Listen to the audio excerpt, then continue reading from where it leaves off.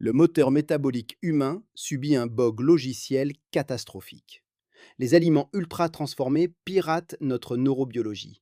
Et l'intelligence artificielle est désormais au centre d'une guerre sanitaire mondiale silencieuse. Bienvenue dans cette édition spéciale de Jamga Mind. Je suis votre hôte, Étienne Noumen, ingénieur logiciel diplômé de l'Université Laval, basé à Calgary. Aujourd'hui, nous réalisons l'autopsie forensique du piratage algorithmique du métabolisme humain. Pendant plus de 200 000 ans, notre biologie a évolué pour prioriser le stockage de l'énergie. Mais aujourd'hui, notre environnement est inondé de glucides raffinés et de sucres ajoutés qui écrasent notre base physiologique de seulement une cuillère à café de glucose sanguin en circulation. Cet apport non régulé mène directement à la stéatose hépatique non alcoolique, reconfigure nos récepteurs de dopamine en 5 stades de dépendance alimentaire et nourrit directement les tumeurs cellulaires via l'effet Warburg. Pire encore, il s'agit d'une course aux armements algorithmiques. Les conglomérats alimentaires déploient l'apprentissage automatique pour cartographier la biologie sensorielle humaine et concevoir une dépendance hyperpalatable. En réponse, les technologies de la santé ripostent en utilisant l'apprentissage profond et les moniteurs de glucose en continu pour détecter les dysfonctionnements métaboliques des années avant que les diagnostics traditionnels ne repèrent les dégâts. Mais avant de plonger dans les données, j'ai une brève requête stratégique. Les algorithmes de l'application que vous utilisez en ce moment dictent l'information qui parvient jusqu'à vous. Pour vous assurer de ne jamais manquer nos analyses les plus critiques, veuillez cliquer sur Suivre ou vous abonner à la chaîne Jamga Mind sur Apple Podcast pour toujours écouter complètement sans publicité. C'est une action gratuite d'1 seconde, mais c'est le moyen le plus direct de nous aider à développer cette recherche indépendante. Démêlons ensemble la science. C'est une idée vraiment fascinante quand on prend le temps d'y réfléchir. L'organisme humain fonctionne essentiellement sur un système d'exploitation évolutif qui a quoi, environ 200 000 ans. Oui, c'est exactement ça. C'est un matériel biologique ancien, en fait. Voilà. Et il est optimisé à la perfection pour gérer la rareté. Notre corps a été conçu pour stocker la moindre petite calorie lors des très rares périodes d'abondance, pour survivre aux hivers rigoureux, aux famines. Je suis toujours fascinée par cette mécanique. Absolument. Mais le problème, c'est que ce matériel antique n'a jamais reçu de mise à jour pour gérer le monde moderne, vous voyez. Aujourd'hui, ce même système d'exploitation subit un bug logiciel, enfin un truc absolument catastrophique à l'échelle du corps tout entier. Un bug qui n'est pas causé par un virus, du coup? Non, pas du tout. C'est causé par un déluge ininterrompu d'aliments ultra transformés. C'est vraiment une incompatibilité fondamentale entre notre biologie de base et l'environnement qu'on a créé. Exactement. Et le but de notre analyse approfondie d'aujourd'hui, pour ceux qui nous écoutent, c'est justement de faire une sorte d'autopsie de cette crise métabolique moderne. On va examiner les documents sources avec la rigueur de chercheurs en médecine légale. C'est le terme parfait, oui. Parce que ce qui se passe en ce moment, c'est une véritable guerre silencieuse. Complètement. D'un côté, on a l'industrie agroalimentaire qui utilise carrément l'apprentissage automatique pour concevoir des aliments littéralement addictifs, et de l'autre, on a les technologies de la santé qui déploient l'intelligence artificielle pour tenter de prédire et de réparer ces dégâts. C'est ce qu'on appelle dans nos sources le piratage algorithmique du métabolisme humain. Et ce qui ajoute une couche d'ironie presque cynique à tout ça, franchement, c'est la réaction de la médecine conventionnelle. Le système de santé hérité reste complètement bloqué dans un modèle réactionnaire. Ah, le fameux «on attend d'être malade pour traiter». C'est ça.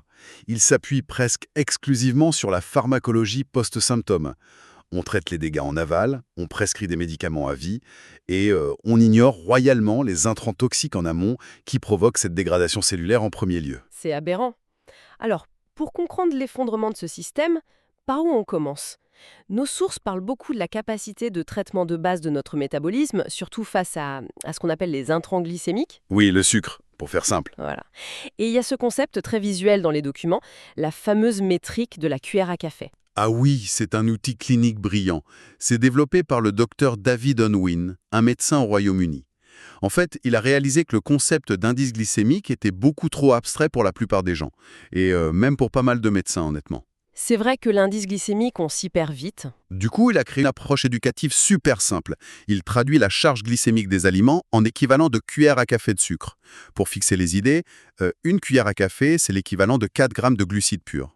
D'accord, 4 grammes. Sur le papier, ça semble très peu. Mais les sources mettent en évidence un contraste physiologique qui m'a vraiment laissé sans voix. C'est le cœur du problème. Prenons un adulte en bonne santé, non diabétique. Son corps maintient une glycémie d'environ 100 mg par décilitre. Ok. Si on extrapole ça à un volume sanguin moyen de 5 litres pour un adulte, on arrive à un total d'environ 4 à 5 grammes de glucose en circulation à un instant T. Allons là, attendez. Je veux être bien sûr de comprendre ça. Vous êtes en train de dire que dans tout le réseau sanguin d'un être humain adulte, il n'y a en tout et pour tout qu'une seule cuillère à café de sucre en circulation? Exactement. Pas une de plus, pas une de moins. C'est une seule cuillère à café pour l'ensemble du corps. C'est fou. Oui. Et le métabolisme maintient cette plage homéostatique avec une précision extrême, parce qu'un excès de sucre dans le sang, c'est hautement toxique pour les vaisseaux, les nerfs, les organes. Mais alors, qu'est-ce qui se passe quand quelqu'un mange, je sais pas, un grand bol de riz ou une grosse assiette de frites? Ce sont des amidons, non? Les amidons ne sont rien d'autre que de longues chaînes de glucose, des polymères. Dès qu'ils entrent dans la bouche et l'estomac, on a des enzymes, appelées amylases, qui les clivent. Elle les découpe, c'est ça. C'est ça, très rapidement d'ailleurs. Et ces molécules de glucose inondent littéralement le flux sanguin. Imaginez la violence du choc, le corps s'efforce de maintenir une seule cuillère à café en circulation, et soudain, un repas standard y déverse l'équivalent de 10, 15 ou 20 cuillères à café d'un coup. Waouh! C'est littéralement comme essayer de faire passer toute la pression d'une lance à incendie à travers une petite tasse à thé. Oui, l'analogie est parfaite. La tasse déborde instantanément.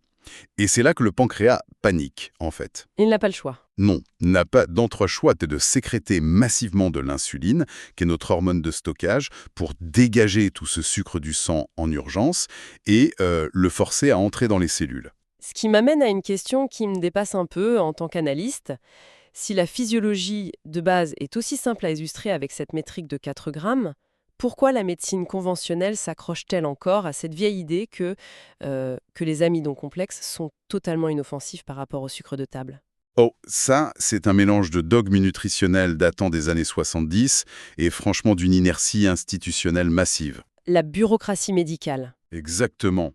Mais les résultats cliniques du Dr Unwin prouvent que cette théorie s'effondre face à la biochimie pure.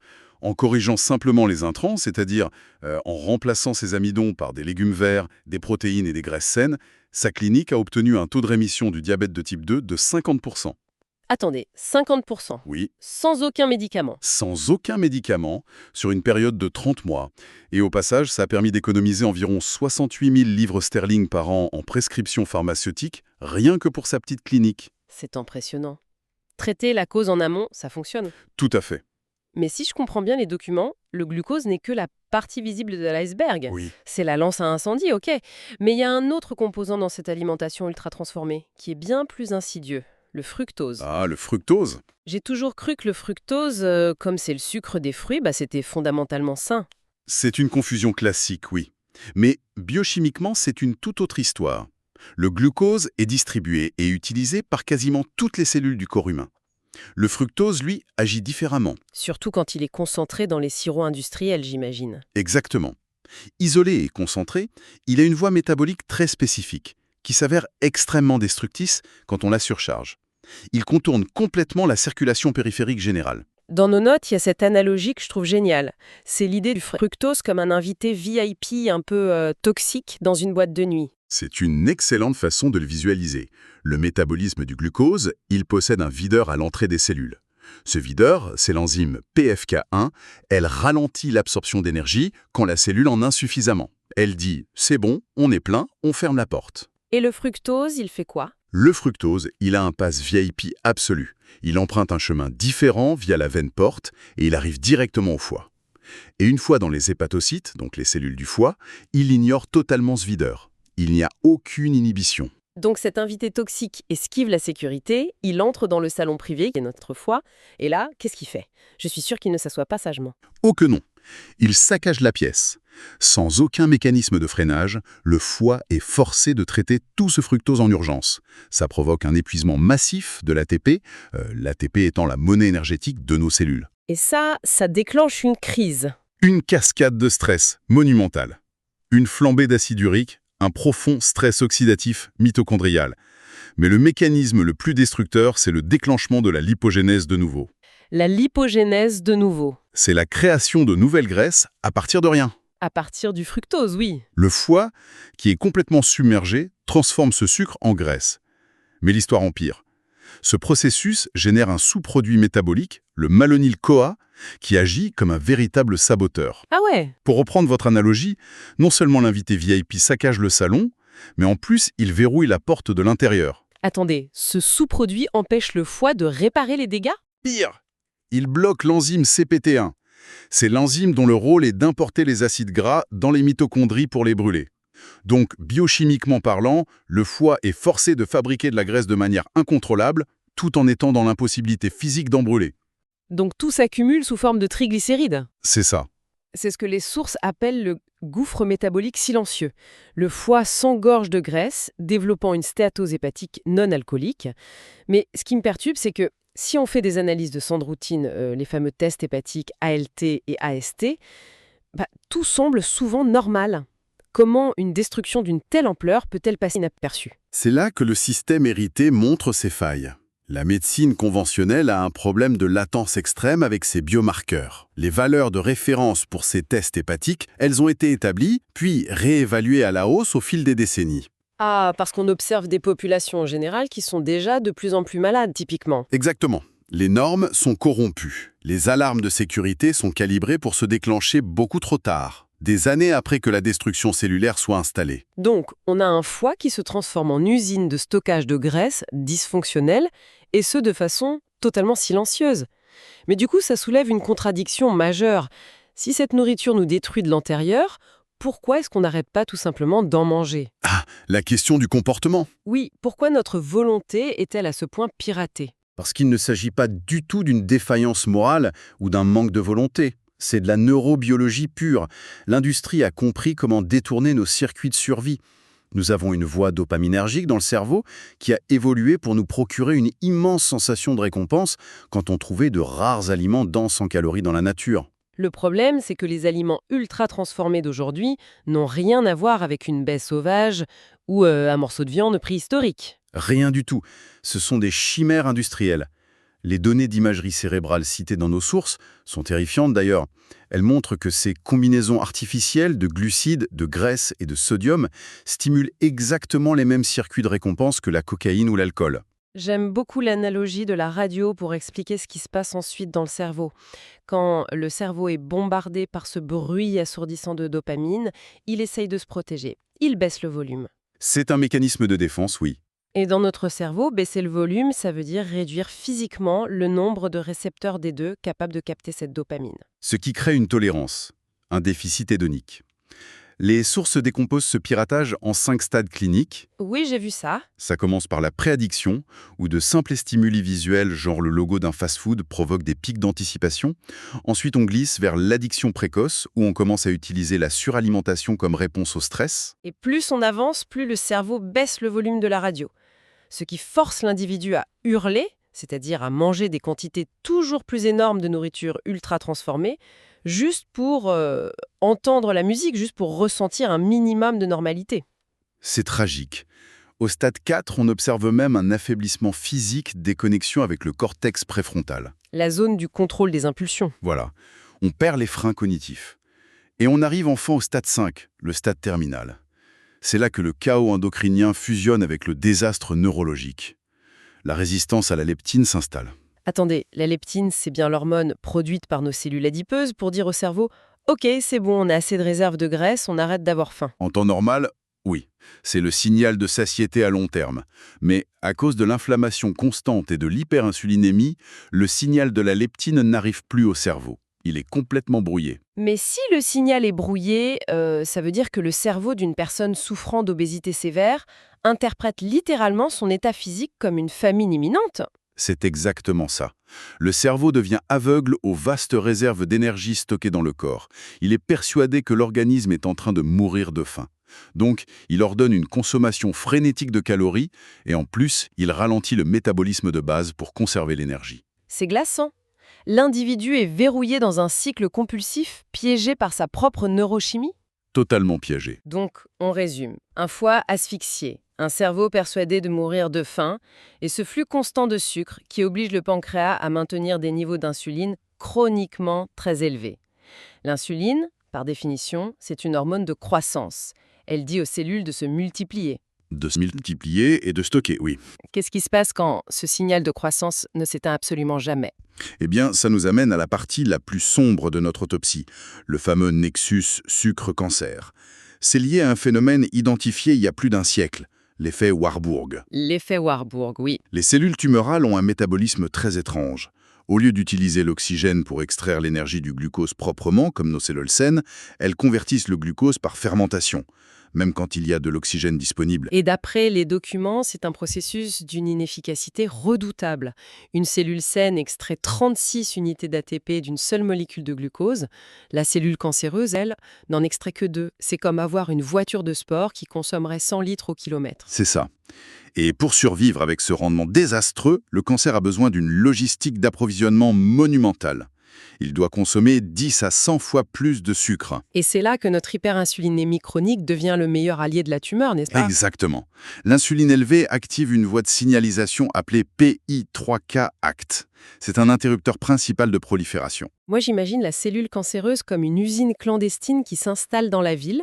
L'insuline, non seulement elle lui donne le permis de construire, mais elle l'aide à pirater le réseau électrique. Les sources expliquent que ces signaux inhibent une protéine, la TXNIP, ce qui force les portes d'entrée du glucose à rester bloquées grandes ouvertes. Les transporteurs GLT1 restent verrouillés sur la membrane oui. Le glucose entre en continu, ignorant tous les signaux d'arrêt physiologique. Et l'usine clandestine produit aussi des déchets industriels toxiques. Elle convertit une partie de ce glucose en acide lactique. Et pourquoi elle ferait ça, relâcher de l'acide lactique? Parce que ça acidifie l'environnement immédiat de la tumeur. Cette acidité agit comme un bouclier, un vrai champ de force. Ça neutralise les cellules T du système immunitaire qui tentent d'attaquer le cancer. Ah ouais? Et en prime, ça dissout les tissus environnants pour faciliter les métastases. Donc l'usine construit ses propres douves d'acide pour repousser la police immunitaire. C'est fascinant et terrifiant. Et une autre partie du sucre est même détournée pour fabriquer de l'ADN pour les nouvelles cellules. La voie des pentose-phosphates, oui. Donc, quand on entend le discours médical classique affirmer, je cite, « le sucre ne nourrit pas le cancer », c'est une omission intellectuelle monumentale. Ils ignorent complètement que l'hyperinsulinémie est le carburant physique et l'interrupteur de cette usine. Maintenir l'insuline élevée, c'est fournir aux cellules malignes le signal constant de prolifération, l'énergie illimitée et la matière première.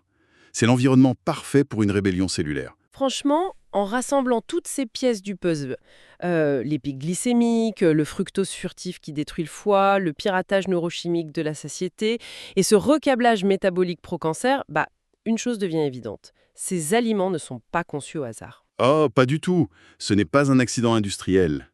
Nous sommes au cœur d'une véritable course aux armements algorithmiques, avec Big Food à l'offensive. Oui, l'industrie utilise aujourd'hui l'intelligence artificielle la plus avancée. On a dépassé le stade des chefs qui font des tests de goût.